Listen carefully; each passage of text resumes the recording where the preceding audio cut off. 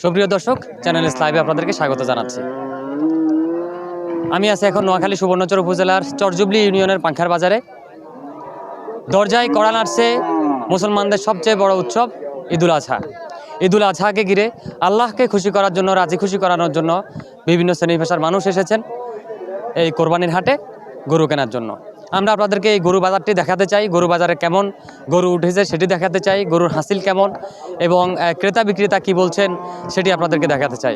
আমি এখন আপনাদেরকে কয়েকজন বিক্রেতার সাথে এবং ক্রেতার সাথে কথা বলবো, জানতে চাইবো এবারে ঈদে তাদের বাজেট কেমন এবং এই চরাঞ্চলে কেমন পছন্দনীয় গরু, ছাগল, ভেড়া উঠেছে এবং কেমন দাম হচ্ছে।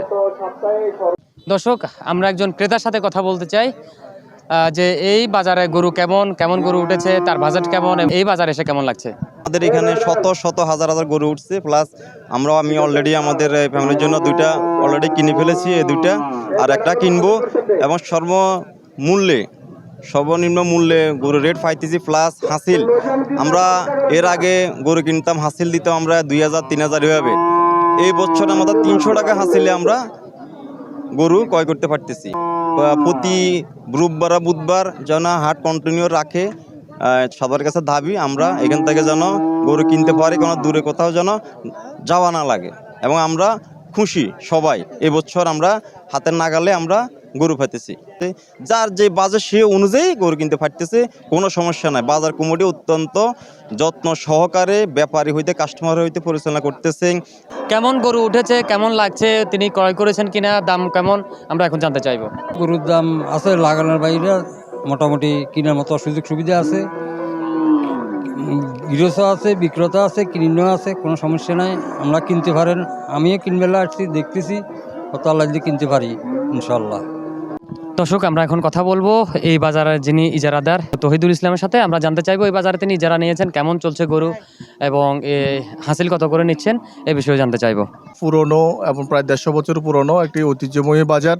বিশেষ করে আমাদের হাজী শামসুল হক মিয়া, তারপর হাফেজ আব্দুর রহমান মিয়া এবং আবদুল্লাহ চেয়ারম্যান সহ আমাদের বাজার বিশেষ করে ব্যবসায়ী যারা রয়েছেন এবং সার্বিকভাবে যারা সহযোগিতা করতেছেন, ফখরুল ইসলাম বাবলু, নিজামুদ্দিন রাসেল, মিজান ভাই, সোহাগ, প্রচুর পরিমাণে লোকজন এখানে এসে তাদের কাঙ্ক্ষিত কোরবানির পশুটা ক্রয় করতেছেন।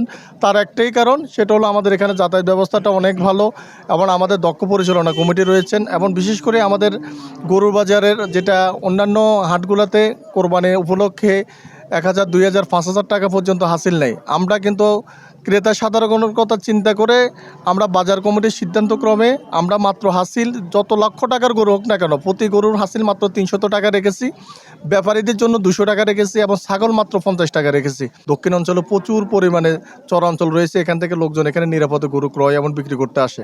আমি বিশেষ করে সকালকে আমি উদাত্ত আহ্বান জানাবো, যারা দেশি জাতের এবং নিরাপদ গরু ক্রয় করতে চান, দেশি একটা আল্লাহ সন্তুষ্টের জন্য কোরবানির জন্য যে গরুটা ক্রয় করতে চান, আপনারা অবশ্যই হাবিবুল্লাহ মিয়া পণ্ডিতহাট বাজার আসবেন এবং আপনার কাঙ্ক্ষিত কোরবানির গরুটা ক্রয় করবেন।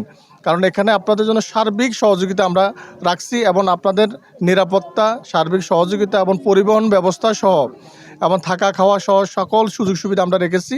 একটা গরু এনজি, এখানে খুব ক্রেতা আছে, আমি ভালো দাম আছে, ভালো দাম পাইলে গরুটা বিক্রি করব।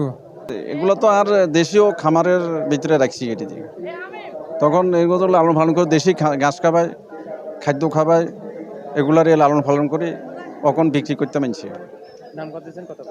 দাম 90,000, 80,000 এরকম দিছি, মানে ধরুন 70,000 করতেছে আর।